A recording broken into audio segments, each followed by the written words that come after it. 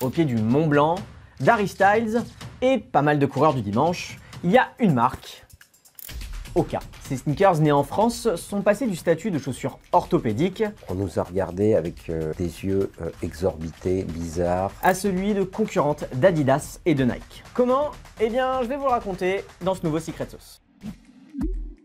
L'histoire de Hoka ne commence pas sur un chemin de trail, mais sur une piste de ski. J'ai grandi au Contamine-Montjoie. Mon associé, ce qui est assez amusant, Jean-Luc Diard, sa maman était exactement de l'autre côté de la vallée, du côté de Beaufort et d'Arèche. Lui, c'est Nicolas Mermoux, un des deux cofondateurs de Hoka. Il est venu d'Annecy, avec évidemment des Hoka aux pieds, pour nous raconter l'histoire de cette marque dont il est très fier. C'est une grande fierté, on est assez fiers en fait. La fierté. Nicolas rencontre son futur associé, Jean-Luc Diard, lors d'une compétition de ski. Jean-Luc est alors un des boss du marketing chez Salomon et il décide de recruter dans son équipe Nicolas en 1991. Et 15 ans plus tard, après des années d'expérience dans l'industrie des sports d'outdoor, nos deux petits skieurs ont une intuition. Qu'il y avait de la place pour une innovation très forte dans le domaine du running. Le storytelling raconte que Nicolas, Jean-Luc et leur ingénieur Christophe Aubonnet ont eu le déclic à un moment bien précis. En 2000, ils font tous les trois un trek en Italie sur l'Etna, un volcan actif pour rappel, et ils découvrent le plaisir de courir sur la Puzzolane.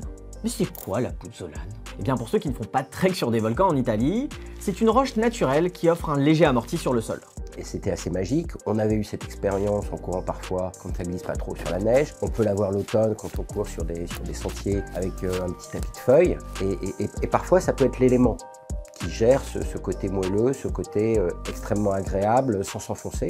Et quand on n'a pas l'élément, il faut le gérer par de la technologie. En 2008, la tendance des chaussures de course, c'est le minimalisme. En gros, des semelles très fines et l'impression de courir comme si notre pied était tout nu. Et pour retrouver la sensualité de la Puzzolane, l'équipe d'Hoka va faire exactement l'inverse du minimalisme, c'est-à-dire de l'oversize.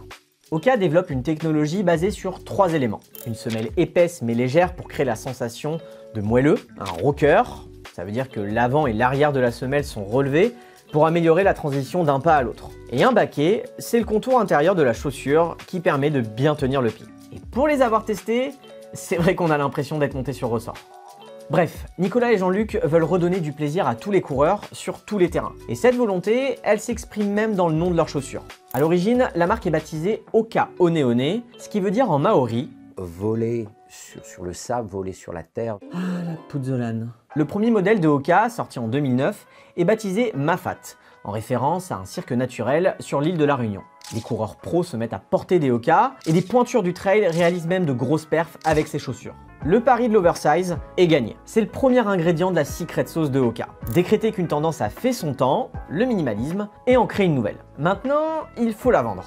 Alors Nicolas et Jean-Luc vont adopter une stratégie de diffusion assez agressive. L'objectif des petits Français, c'est de s'installer sur le plus gros marché du running au monde, les États-Unis. Et c'est Nicolas qui s'en charge. Il arrive à convaincre des magasins spécialisés de commercialiser Hoka, et en 2010, 8000 paires sont livrées. Mais vous voyez qu'il y a encore beaucoup de stock de Hoka parce que l'engouement et l'enthousiasme des propriétaires de magasins, des acheteurs, il fallait quand même un petit peu de temps pour qu'ils se transmettent aux consommateurs. il faut dire que le design des chaussures Hoka est tellement inhabituel qu'il dérange. On nous a regardé avec des yeux exorbités, bizarres, et ça allait de la fascination à la dérision, bien sûr. En plus, pour bien marquer le coup, l'équipe mise tout sur des couleurs très flashy. Il y avait une volonté d'être visible et d'être extrêmement en rupture par rapport à ce qui existait. Je dois reconnaître qu'en 2010, notamment en 2011, c'est peut-être un sujet sur lequel on est allé un petit peu trop loin, avec des associations noir citrus,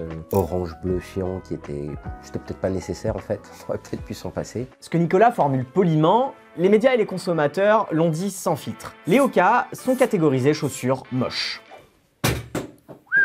Elle est pas contente là, hein. Mais ça n'empêche pas des clients bien particuliers de se ruer sur les Hoka. On savait que nos concurrents étudiaient nos chaussures. En fait, à partir de 2011-2012, tous les fabricants de chaussures de course se sont mis à développer des sneakers avec de grosses semelles. Si vous vous êtes mis à en voir partout à cette époque-là, c'est à cause d'Hoka. Alors pour ne pas se faire doubler, Jean-Luc et Nicolas décident en 2013 de vendre leur bébé à Deckers. Alors pour combien? Je sais pas.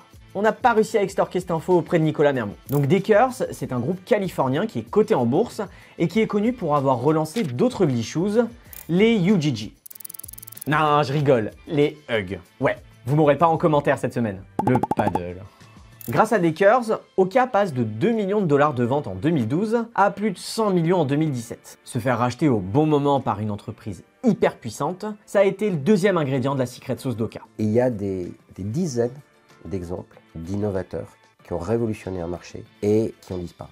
Donc c'est facile après, 12 ans après, de se dire vous auriez peut-être dû garder Hoka 2 ans ou 5 ans de plus. Oui, on aurait pu disparaître aussi. Alors le dernier ingrédient, Hoka n'y est pour rien. C'est le contexte de l'époque qui va s'avérer très favorable au running en général, et à Hoka en particulier. D'abord, il y a Nike qui décide en 2017 de snober les magasins de running et de passer à une stratégie direct to consumer ou B2C. Ça n'a pas vraiment marché pour Nike, mais ça a permis à ses concurrents, dont Hoka, d'avoir un petit peu plus de place dans les rayons. Ensuite, il y a le Covid qui provoque un boom des activités en extérieur, à commencer par la course. Enfin, les Ugly Shoes vivent leur heure de gloire grâce à la mode du Gorpcore. Tellement d'anglicisme. Traduction, le Gorpcore, c'est la mode qui explique que vous voyez autant de citadins aventureux avec des vêtements de montagne comme Patagonia, Salomon ou Hoka. C'est comme ça que le design des chaussures Hoka, tellement décrié au début, a fini par convaincre aussi bien les coureurs que les créateurs de mode. Résultat, la marque a atteint 1,8 milliard de dollars de chiffre d'affaires en 2024 avec une croissance à 2 chiffres. Bien sûr, en termes de part de marché, Hoka reste loin derrière les géants de la chaussure de sport. Mais Hoka et On Running, un concurrent suisse né à peu près en même temps, ont réussi à se faire une place. Alors forcément, la question que se posent tous les observateurs du marché, c'est jusqu'à quand ça va durer. Le risque pour Hoka aujourd'hui, c'est de lasser en fait. C'est-à-dire qu'ils ont eu une telle croissance, ils ont tellement grossi très vite qu'ils ont été repris par le monde de la mode, par le monde du running, que peut-être que des nouvelles marques vont arriver. Donc la difficulté, le challenge pour Hoka, ça va être de rester pertinent à la fois sur le sport, sur la mode, de guetter ce qui vient derrière, les petits nouveaux qui pourraient proposer autre chose, tout en regardant les gros et ne pas se faire manger, entre guillemets, par les géants du secteur qui n'ont pas l'intention justement de se laisser prendre plus de parts de marché qu'ils n'en ont déjà perdu. Dans un article pour GQ, la PDG Robin Green a précisé ses intentions. Devenir la plus grande marque de trail running pour tout le monde. Bref, va falloir trouver une nouvelle roche volcanique sur laquelle courir. La Puzzolane, on est ensemble. Merci d'avoir regardé ce Secret Sauce. Pour nos fans de trail et de running, nos vidéos s'écoutent parfaitement en courant. Et pour en louper aucune, mieux vaut s'abonner. A plus, envoie la chaussure.